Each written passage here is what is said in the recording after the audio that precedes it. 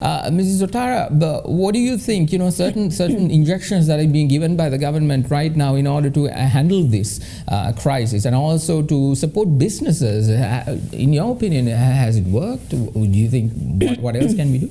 Well, I mean, I don't think there's, in this whole situation, I don't think there is an exactly right way or a wrong way or a rule or any rule book, right? Each country has done it differently depending on their situation, their population. And I mean, I think we are in a fairly okay situation today, and it's been now 18 months.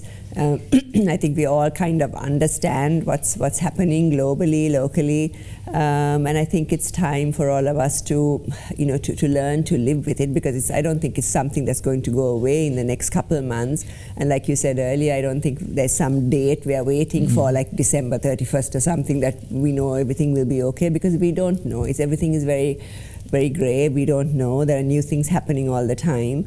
But I think we all know, fairly well now, like the situation, and we should all, take care of ourselves and try and come out now and continue with our work and help the economy.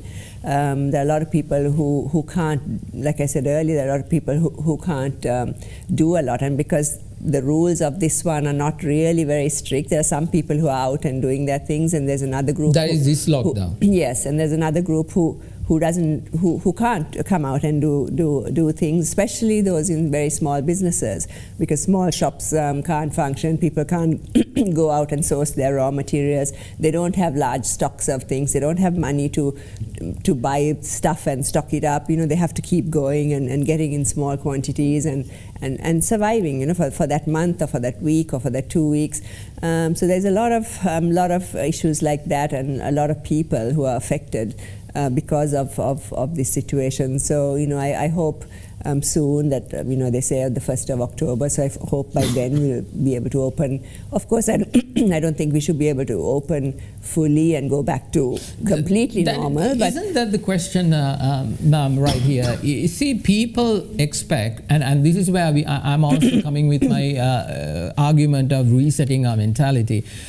Everybody expects the government to do everything, or the politicians to do everything, whereas this particular crisis is my own, responsibility to take care of myself. If I don't wash my hands, if I don't wear a mask, if I do not, have this, if I pretty much act like an idiot, why, what most of them do is when the cases rise, we try to blame somebody. Nobody takes the blame. Every time we've opened as well, it hasn't been like a phased opening, right? Every time we've closed strictly, and then when we open, it shifts back to to completely doing everything the way it was, with huge functions and huge events and huge parties, like this sort of thing, and then we're back again, again the whole thing has exploded, and now then we're stuck again.